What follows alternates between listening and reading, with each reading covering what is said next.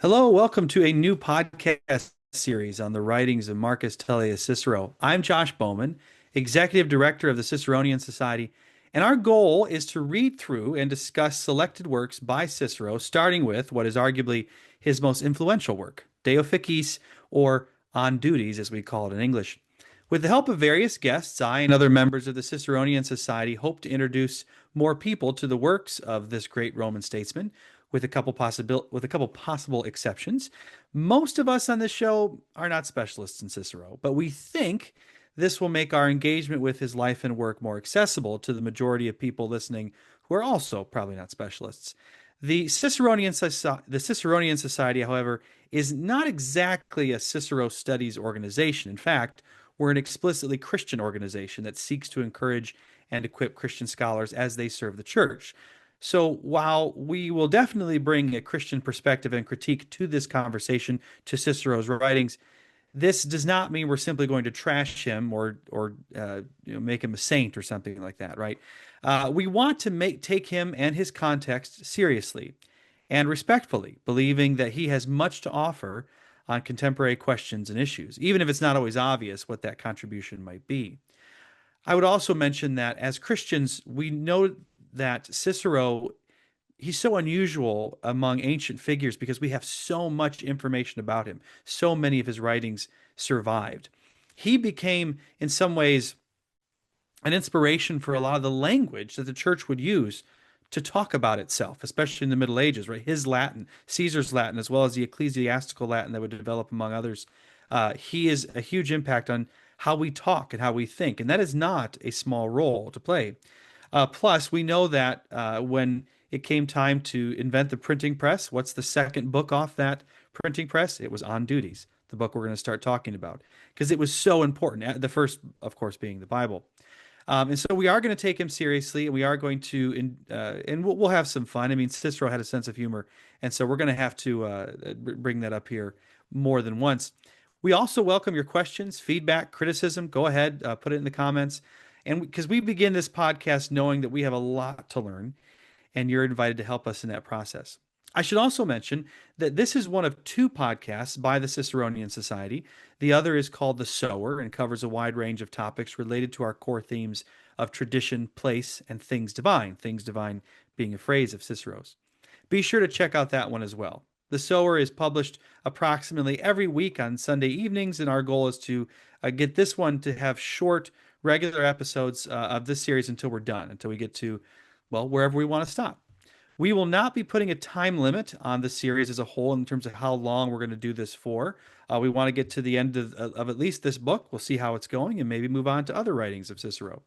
And so we hope that you'll enjoy that. I am joined today. I guess I should mention so you know who you're listening to. So in addition to being the executive director of the Ciceronian Society, I have a PhD in political theory from the Catholic University of America. I specialized in the history of Western political thought, specifically as it pertained to environmental thought, which, as far as I know, has nothing to do with Cicero, but certainly in the history of Western thought, the history of Western Christian thought in particular, Christian political thought. And today I'm joined by a legend of the Ciceronian Society who has helped edit this podcast and who has hosted a number of episodes of The Sower for us. Mr. Doctor, I just called you Mr. Dr. Grandpa Chris Anadale. Chris, tell us about yourself before we get going. Oh, sure. Thanks a lot, Josh. Yeah, it's great to be part of this new project, as well as the Sower. Excited to launch a second podcast with the Ciceronian Society. I I have a PhD in philosophy from Emory University. My teaching focuses mainly on the history of philosophy and modern philosophy. I run a small YouTube channel on the side, where I've been doing lately a lot of videos about Schopenhauer. I'll be teaching a course on Schopenhauer in the spring of 2026 coming up here at Mount St. Mary's University, where I've taught for the past 17 years or so. I teach here in the undergraduate, the graduate, and the seminary programs. I also direct the Master's of Arts and Philosophical Studies program here at Mount St. Mary's University in Emmitsburg, Maryland. I've been involved with the Ciceronian Society since way back, probably since 2014, or so, 2013, when we were back at the University of Virginia, a long way back. Very excited to be part of this. And as you just said, I'm a grandpa now. My first grandson just turned one a couple of months ago. So I'm at an exciting new stage of life right now. And I think that's about all you need to know. Yeah. Well, we have a lot of ground to cover. Cicero is a really interesting guy, and it's hard to overstate Cicero's importance. I've already talked about how his Latin and his the way he talked and his the construction, the way he thought about oratory, rhetoric, language, etc., has become foundational to the study of language going on. But not just to that, but also to ethics and natural law. And a lot of other schools of thought within philosophy as well as Roman history. So there's so many ways in which he is important. I mean, it got to a point where in the as early as recently as the 19th century, people didn't necessarily they wouldn't attribute quotes to Cicero because he was so well known. They would just uh, say the quote and people would know that's something Cicero said. Cicero was a key part of education, particularly this book on duties. Many of the American founders, in fact, I'm guessing all of them would have read Cicero, likely in the original Latin. And there is, again, it would be very hard to overstate, but he's been forgotten in the last 150 or so years. And I'm wondering, why that is. Yeah, what were you going to say, Chris? I wanted to share a recent experience I had just a couple of days ago. I had left a comment on a live stream by a much larger YouTuber, friend of mine, Gregory Sadler, who runs a Hmm. philosophy channel on YouTube. And I'd asked him, what thinkers do you think are kind of undervalued relative to their intrinsic worth? Who are some philosophers, some writers who are dismissed too easily by people in general? And one of the first names out of his mouth in reply was Cicero. This Yeah. is a tremendous value in Cicero, not just in On Duties, but in many of his other works that philosophers have tended to ignore, dismissing him too much as a popularizer or a sort of practical, manualist, sort of here's how to be happy as a sort of practical how-to guide. But in fact, there's really a lot of philosophical value in Cicero. I just wanted to share that because I think we're not the only ones thinking that it's time for a Cicero revival, and there's plenty there that is valuable for us, both as academics, intellectuals, also as Christians, and as people just trying to make our way in the world today. Yeah. And there's much to be said about how, yes, I mean, by Cicero's own admission, he is reapplying or transmitting ancient Greek thought that he loved to the world that he lives in and to future generations. So, but he's not a plagiarist. He's not just copying and pasting whatever he found in these earlier writers. He is doing an act of interpreting and applying that uh, gives originality to his work and to his thought. And it's no small thing to keep alive great ideas and thoughts that have come before you. I mean, that's one of the gifts that Cicero has given us is that, there's many thinkers and other writings that we only know because Cicero recorded it, right?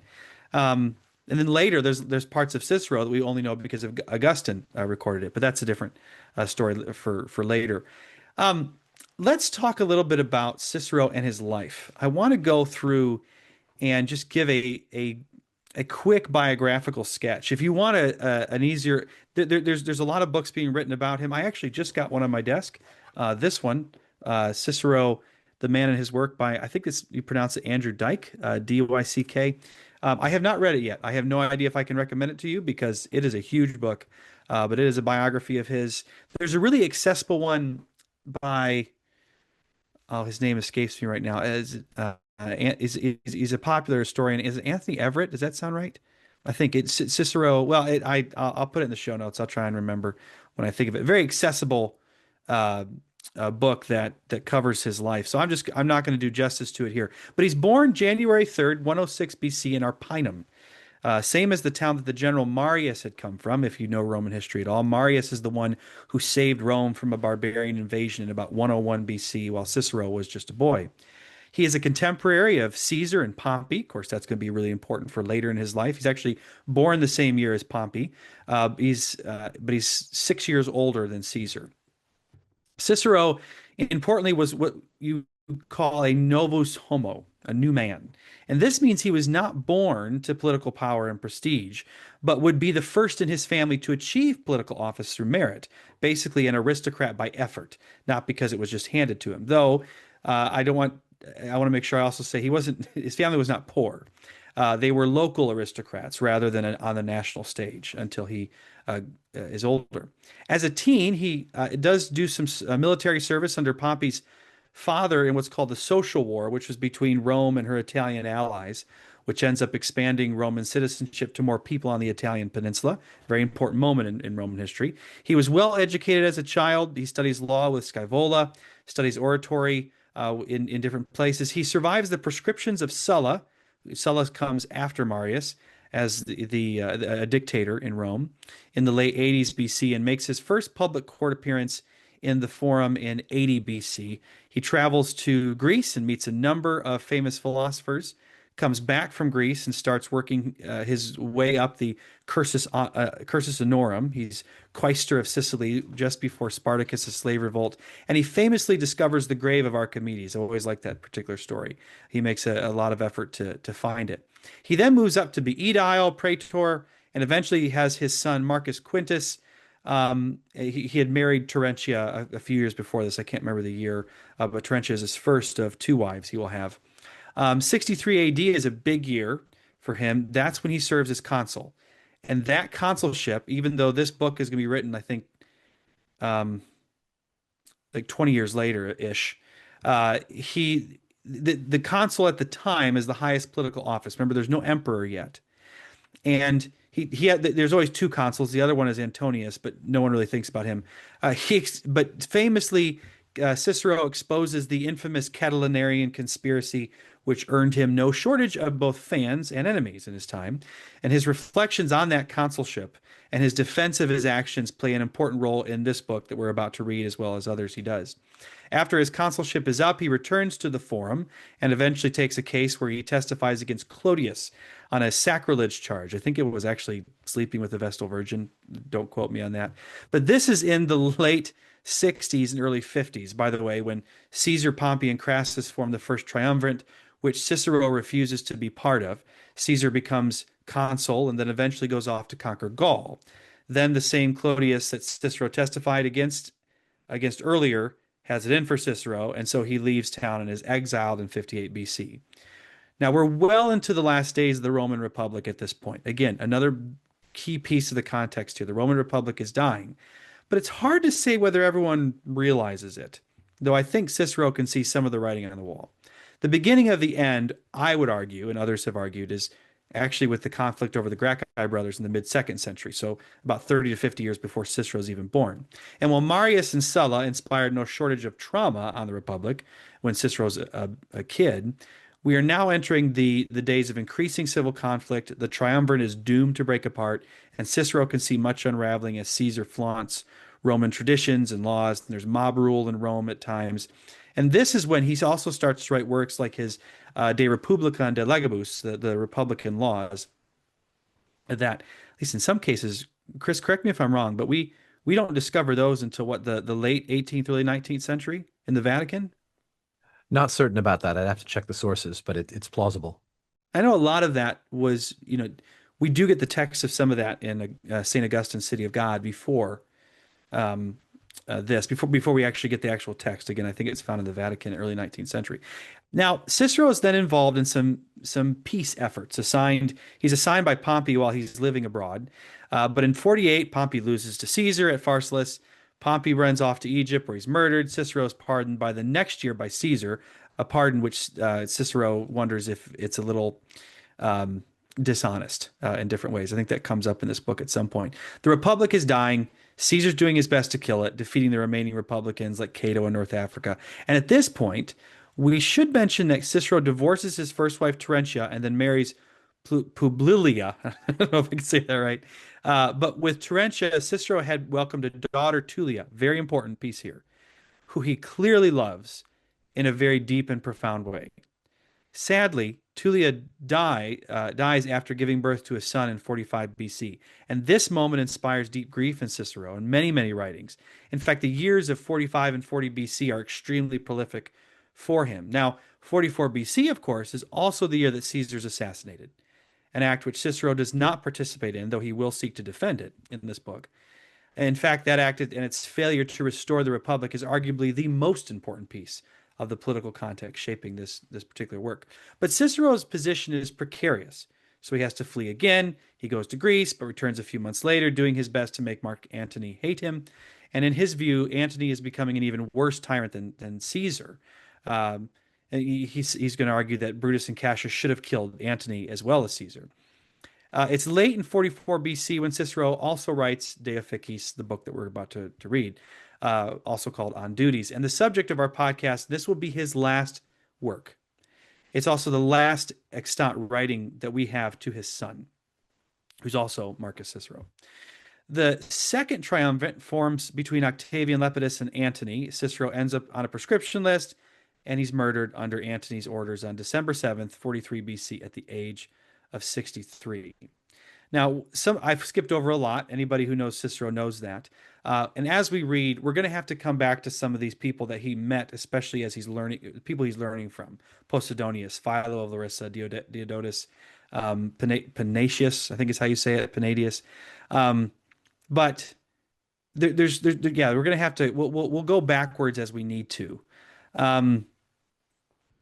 Yeah, so did I miss anything, Chris? I don't think so. I might add about the character of On Duties that it's not a theoretical work of ethical philosophy Right. as much as it's a kind of practical manual for how to actually recognize and think about your duties as you try to live them out in your life. So it's meant to be practical as well as philosophical. Yeah, and it also almost seems like therapy to Cicero. I mean, um, he's no longer able to be in public life, which for a Roman of his stature it is like death. Um, and after Tullia has died, after he's been exiled, I mean, this is a difficult moment for him. The question is, does he despair? Does he think this moment in history of Rome is a moment of transition, or like to something darker to the empire? Does he realize that's coming, or is it just a temporary setback that he may not survive? Because if we think of his what are called his Philippics against Antony, we see that there's ambiguity in the political situation there. There might be a chance to fix things. Cicero's running with this: like, do you fight? Do you run away? Do you just go with the flow? What do you do?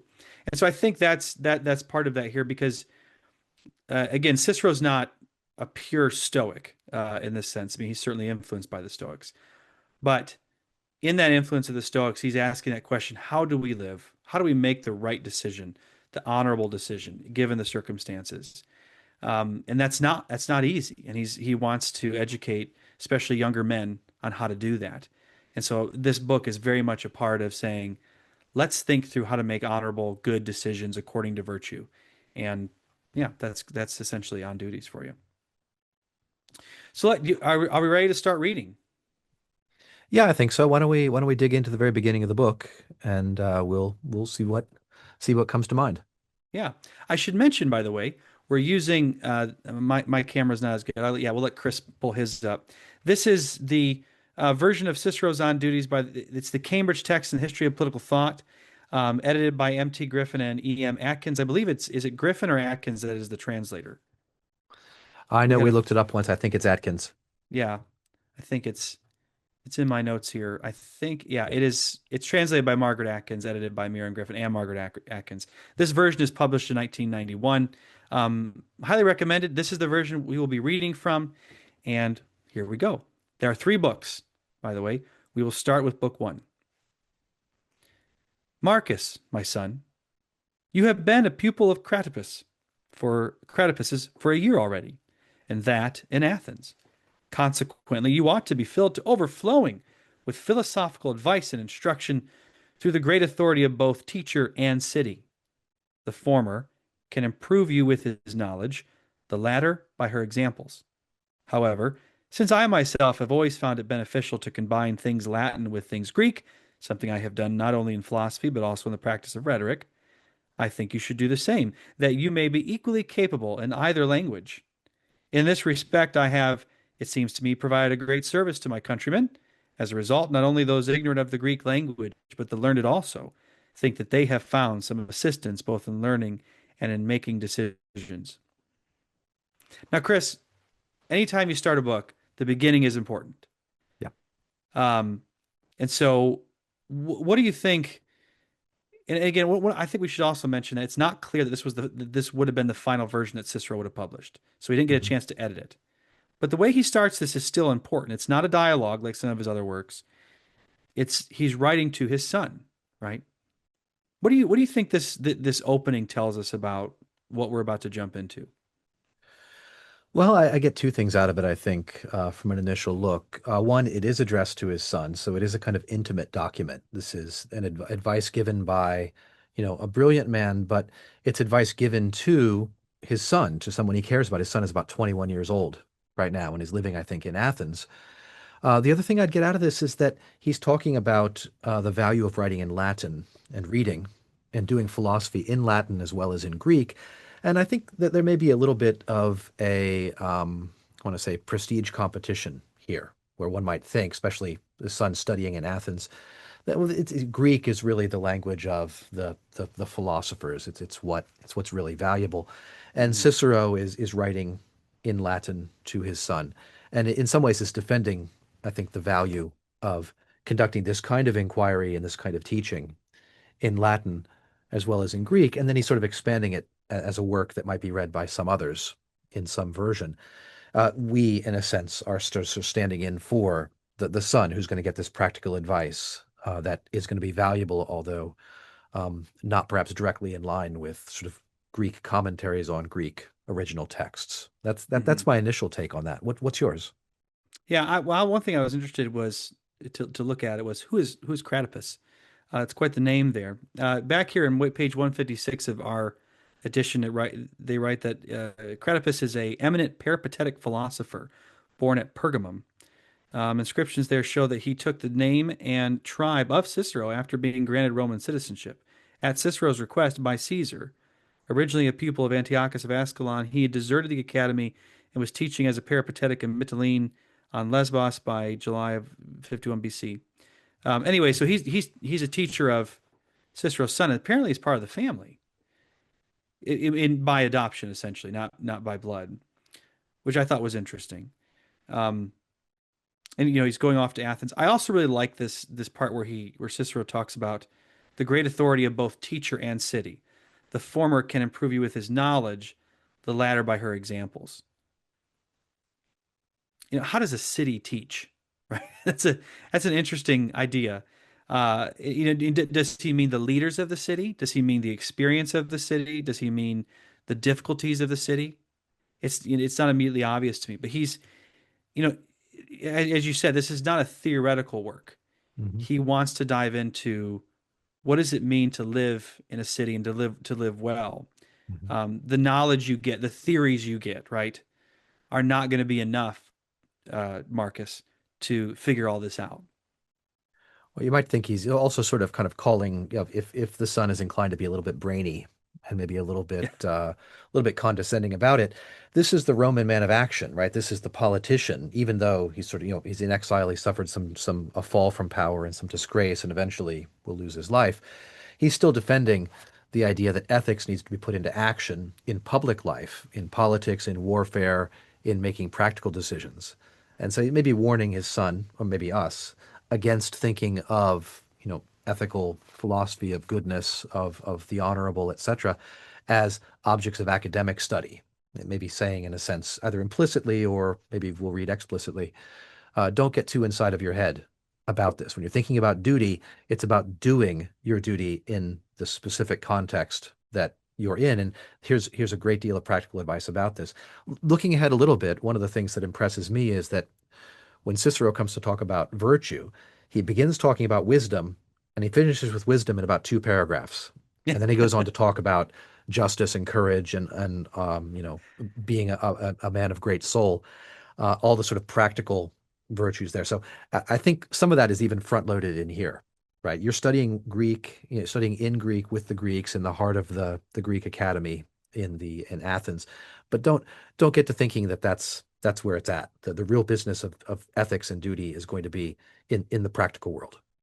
It makes me think about, centuries later, millennia later, where Machiavelli's, criticizing some of these ancient thinkers as well, right? He's saying, this is it. You're working with imagined states, right? He's criticizing Plato and that and the Prince there, but Cicero's already kind of moving beyond that, right? This is where his kind of synthesis of that Platonic and Aristotelian heritage in particular is very valuable. He's saying, like, look, it is good to have these nice ideas about what is ideal in a sense, but we also want to make sure we focus on what can we actually do, right? How can we actually live? Not only how ought we to live, how can we live, right? There's a I don't know, is the word efficacity? Is that even a word? It has to be efficacious, morally efficacious, Right. right? um, and for me, he's very much in that. I mean, unlike other philosophers that you might read in ancient times, he's deeply involved in politics. Now, you could argue, right, that Plato's an advisor to so I can't think of who it is. And Aristotle, of course, advises Alexander. Mhm. Who does Plato advise? Right? Isn't he an Dionysius advisor? the Second, That's tyrant of right. Yeah, Syracuse. yeah, in Syracuse. Okay. Um, Cicero, I mean, far more so than Plato and Aristotle from the political philosophy standpoint. He is very much living it. He's in the midst of it. He's a realist in that sense. Not always about himself. I like this. He's in this respect. He says, I have, it seems to me, provided great service to my countrymen. As a result, not only those ignorant of the Greek language, but the learned also think that they have found some assistance both in learning and in making decisions. I think he's referring there to, in some ways, does he see himself as making those thinkers more accessible? Like he's become a conduit of the Greeks. Yeah, that seems plausible to me. Yeah. Um, which I think is interesting. One of the things that, for those of you who have never read Cicero before, if you start to read him, he does have a little bit of off-putting vanity at times. It's more so in his letters to, especially to his best friend Atticus. And there's plenty of times where I'm just like, just get over yourself, man. Uh, especially for those of you who don't know, Cicero in Latin, it's a nickname. It means chickpea. How how arrogant can you be when your nickname is chickpea? So, anyways, I was thinking, it's one of the legends of Babe Ruth was that he'd said once, it's not bragging if you can do it. And if right? you really are a man of magnificent quality, well, you may as well tell everybody and act like it. Yeah, yeah. Well, shall we go on to part two here? When I say part two, by the way, I may in this version I'll say like maybe paragraph one or paragraph two. Mhm. This Cambridge text, they mark the numbers of sections. They're not exactly paragraphs, I because think they remember call them this is chapters in the intro. Yeah. they do okay, which is a chapter is with Cicero, it's one long sentence and you never get to the verb, but at least in Latin. And then they're not individual paragraphs. Plus, remember in Latin, there's no punctuation. I think this is still true in Cicero's time. It's just all one long block of text, right? So that thankfully we don't have to deal with that. I'll continue. And you, again, Cicero talking to Marcus, and you will certainly learn from the leading philosopher of our present generation, and you will go on doing so for as long as you like. You ought, of course, to want to learn for as long as you are not dissatisfied with your progress. However, my writings do not differ greatly from those of the Peripatetics, for we both want to be Socratics and Platonists. Chris, peripatetic is not a word that we use all the time. Maybe you could enlighten us when he says that he doesn't differ greatly from the Peripatetics. Is he simply saying he's an Aristotelian, or is it more complicated than that? I would take it as meaning approximately in the tradition of Aristotle. I mean, we Hmm. should keep in mind here, it's been 3 centuries. It's been a long period of time from, classical, Plato, Socrates, antiquity Hmm. to his own time. So I just read it as being, yeah, sort of follower of Socrates, of that peripatetic tradition, philosophy by walking around, philosophy of the peripatos, the covered Hmm. porch, not the porch, the walkway. So I The don't have porch, a more dedicated read on it than that. the porch are the Stoics, right? They're the ones Right, that's what right. They Stoa were the means. stoa, the porch, Yeah, and the peripatos is like the covered walkway, or the sort of the pergola, I think, type structure. interesting, If I get this wrong, interesting. people can correct us in the comments, I'm sure. Excellent, excellent. Going on. When you read them, therefore, you must use your own judgment about the content, for I shall not prevent that. You will at least acquire a richer style of Latin prose by reading my work. I would not like it to be thought that I say this arrogantly, for I grant that many others surpass my knowledge of philosophy. And if, when I have devoted the best part of my life to oratory, I then claim for myself what is proper to an orator, that I speak suitably and clearly and elegantly, I seem to have some right to lay such a claim. I think one thing that's important here is this is actually part of education. When I'm teaching my children, I'm not just teaching them stuff. Here's a bunch of information, download it, and carry it with you. We're, in a very basic sense, we're always teaching them how to talk, right? And by the way, to a point that's annoying. I don't know how you've experienced this, but sometimes my Oh, children yeah. talk like me back to me. Hmm. Yep. That needs to stop sometimes. Uh, Your children are younger than mine, but absolutely, that's 100% the case. or you find they, it's in, I'm in my 30s, late 30s, and so there's times where I catch myself like I just sounded just like my dad, right? Um, That intensifies as you get older too. it does really Yeah, okay, yeah. absolutely. And so it's not just that he's teaching Marcus Latin. Cicero's becoming the mental furniture for his son, and he's like, I think you could do worse, but and you might be able to do better, but I think I'm doing you a favor, Marcus, by continuing to talk to you at a distance here. His Latin prose. Right. Well, certainly also he mentions his particular virtue. He says others know more about philosophy than I do, and you're probably studying with them if you're studying in Athens, Yeah. the center of the philosophical world. But I can claim for myself what is proper to an orator. So I've succeeded at oratory and all the power that comes with oratory, all the high office, and what is appropriate to me, that I should speak suitably, clearly, and elegantly. So it's not Hmm. arrogant for me to purport to teach you like this. This is my lane. This is what I do really, really well. And Hmm. so Hmm. here it is. So he's sort of putting his own skill, his own virtue, his own excellence alongside philosophical and intellectual excellence, and making a claim on his son's attention and on our attention as well. Right, and as I understand it, back then oratory is a major piece of their education, right? When he's a kid, he's gonna be learning specifically oratory because it is oratory that is going to get you somewhere, right? Not everyone can read, but everyone can listen to you talk. And so if you're going to influence things, and not just in politics and in governance, but also in business, in um, teaching, and if you're going to go into the religious offices of some kind, there's a lot to be said about back then. That is the medium by which you communicate. Therefore, you better be good at it, right? And he was. We might also say this is the one area where you might say Socrates was lacking, whether deliberately or inadvertently. He wasn't able to acquire political power, something that Plato and Aristotle both struggle with in the aftermath of the life of Socrates. And so here's Cicero saying, "Look, I have a proven track record of success in just this. I can speak well. I can bring philosophy into the public arena, into politics. I can fight for what's good." And a lot of his advice about virtue is going to be about that, fighting for what's good, doing justice, preventing injustice, selecting the honorable and courageous path, rather than being a kind of, brainy intellectual in the ivory tower, as we'd say in our Mhm. own time, who neglects those things in the interest of sort of pure intellectual study. Yeah. Let's go on to chapter 3 then, as it's called. I strongly urge you, therefore, my dear Cicero, assiduously to read not only my speeches, but also the philosophical works which are now almost equal to them. The language is more forceful in the former, but the calm and restrained style of the latter ought also to be cultivated.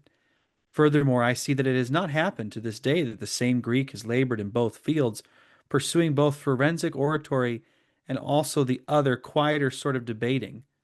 Perhaps Demetrius of Phalerum can be counted as doing so, a man of precise argument and an orator who, though not over vigorous, spoke so pleasantly that you can recognize him as a pupil of Theophrastus. I think I can say that. My achievement in either field is for others to judge, but there's no doubt that I have pursued them both.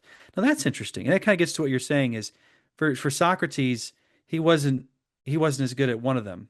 Was Socrates giving speeches? Um, yeah, he's contrasting. He's like, you need to read my speeches and my philosophical works. What do you think is the importance there? Because he's basically saying that he seems to think that's unique to him, that he's good at Mhm. both. Right. Well, I would say I'm coming off of this as somebody who teaches Plato's Apology Yeah. to college students and to high school students on a regular basis. And of course, one of the famous things that's said towards the end of the first speech of Apology is that a good man would be killed if he went into politics, and so a good man should do good privately. And that seems to be exactly the Socratic doctrine that Cicero is rejecting, and he's holding up his whole life as evidence of the need for it to be rejected. So if you're going to be a philosopher and you're going to be a good man, you need to, gird your loins, enter the public arena, learn the truth, and learn goodness and honor, and also learn how to speak persuasively and eloquently. And I think this is one of the things that makes Cicero a model for men like the founding fathers, right? He's a philosopher, he's wise, he's brilliant, he's self-disciplined, but he's also successful, right? He's able to actually acquire and wield power, and it doesn't corrupt him. It does lead him perhaps to his death, to an early Yeah. death, at the hands of inferior men.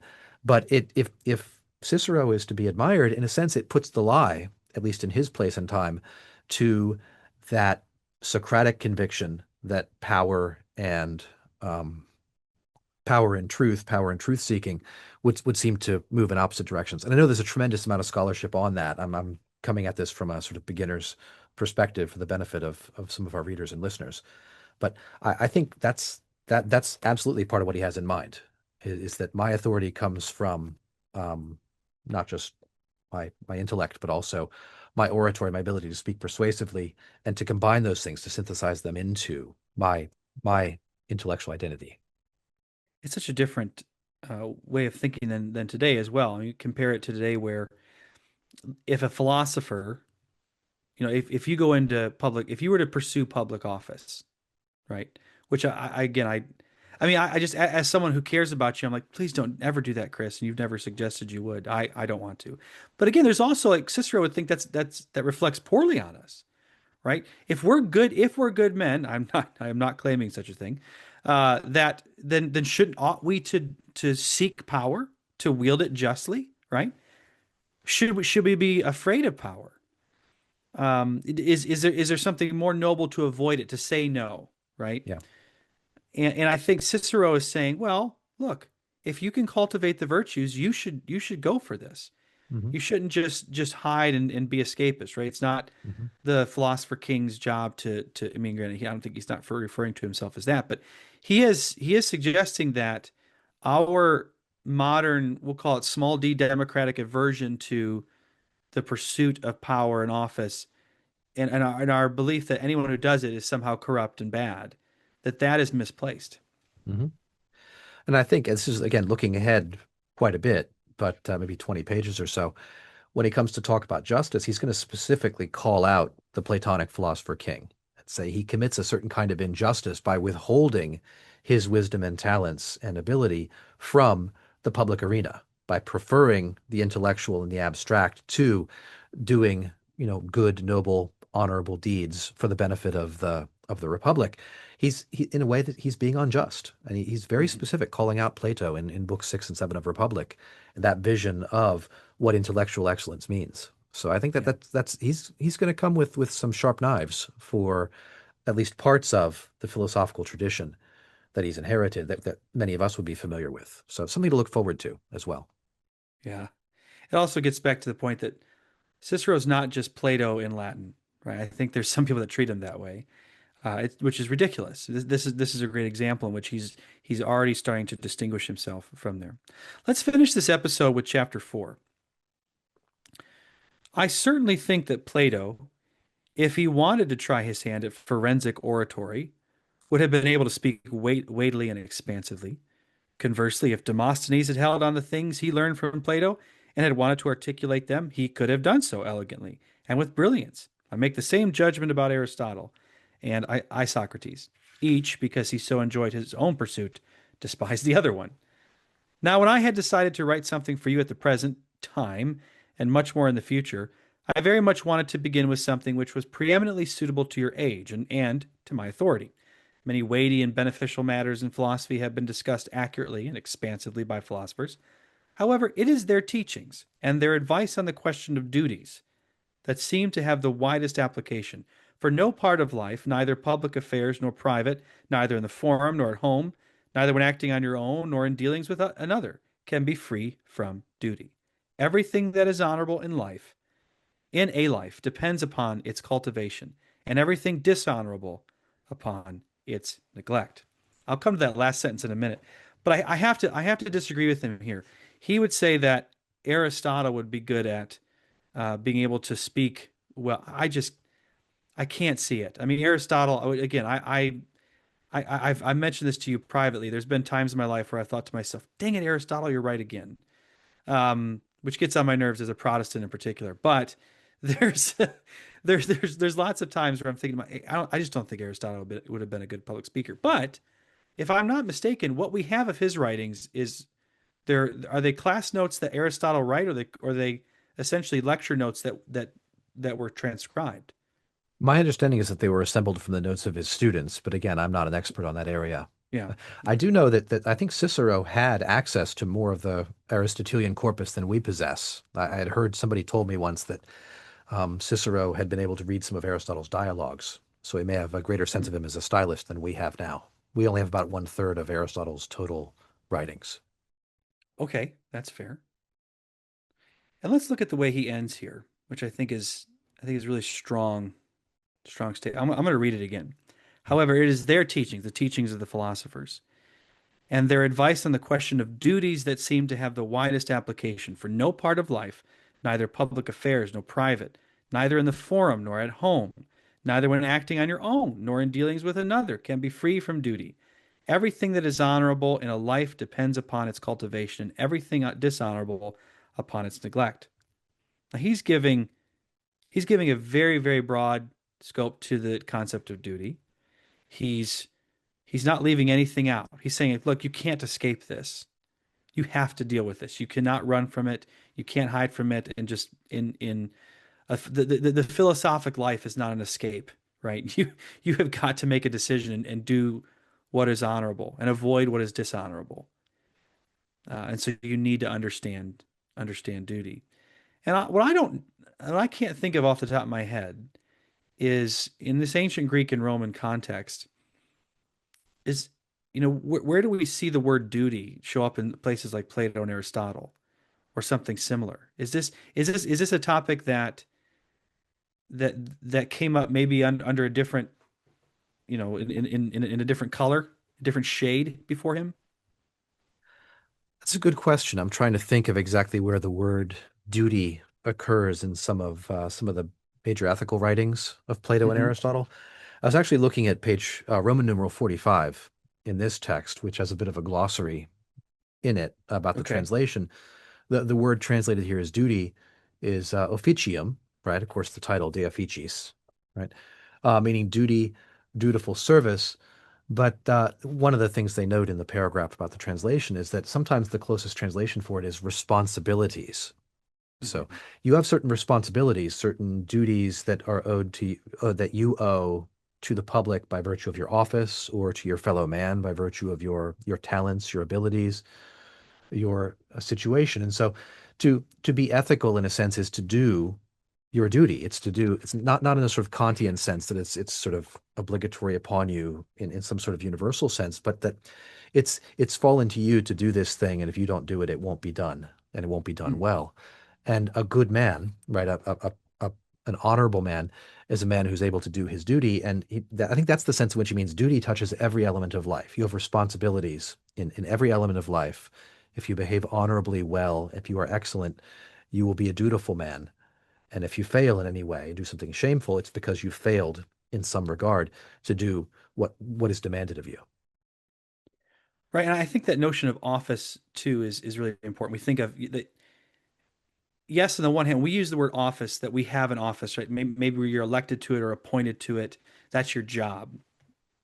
I get the sense that he has a more expansive understanding here, where it's not just that you have a job, but that you have a purpose. Almost coming later to the Christian notion of some are appointed to be teachers and pastors and elders and deacons and prayer warriors. It doesn't use that phrase in the Bible, but there's there's different roles in the church as well, and you have a responsibility to fulfill that role.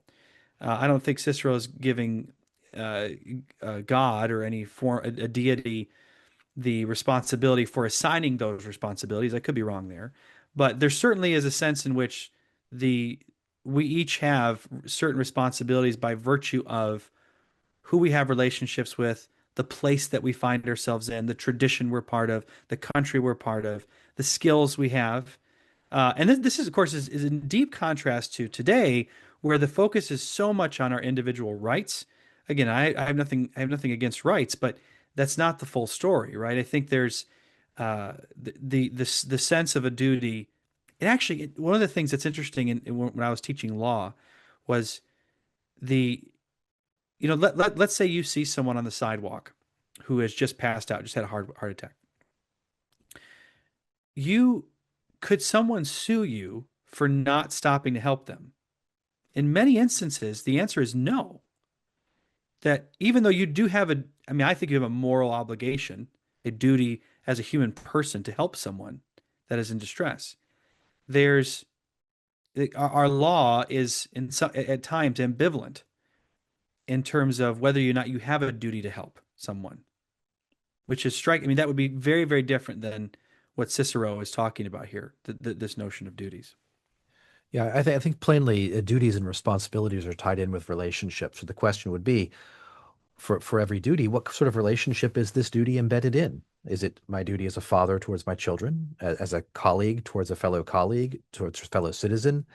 What unites us? Well, what's the sort of social bond here? This seems very Roman Hmm. in its orientation. And so what is a duty for me will not be a duty for you because you lack the same kind of relatedness or not towards the same people. So one of the things that might help us to untangle a sort of modern, sort of flatter assumption of ethical duty, where we imagine that each of us is sort of largely morally identical moral actor with certain kind of obligations that we have to sort of check off, make sure that we're following the rules. And I look at the man bloody on the sidewalk or a heart attack victim on the sidewalk and say, well, you know, is there a rule that compels me to help him, right? Or that would compel anybody to help him? Instead, I would say, how am I related to this person as a brother Christian or as, fellow child of God or as a fellow citizen or as, a member of, et cetera, et cetera. And so I think to bring the social in very early in terms of ethical duty rather than to make it a matter of sort of, am I required to by some abstract principle or some principle of human nature that's quite impersonal to me Mm. and to the object, the person who's the object of my action. Yeah, I mean, as much as Cicero is credited is attached to the idea of natural law, he's not appealing to that here, right, for the moment, because he's appealing to those relationships, right? In private, he says in private, but he also says in the forum, in on your own dealings with one another, right? You can't escape this duty, and so I think that's a really important insight. Well, Chris, what do you think? Do you think that's a good place to stop for episode number one? I think it's great. I think we're on page 3.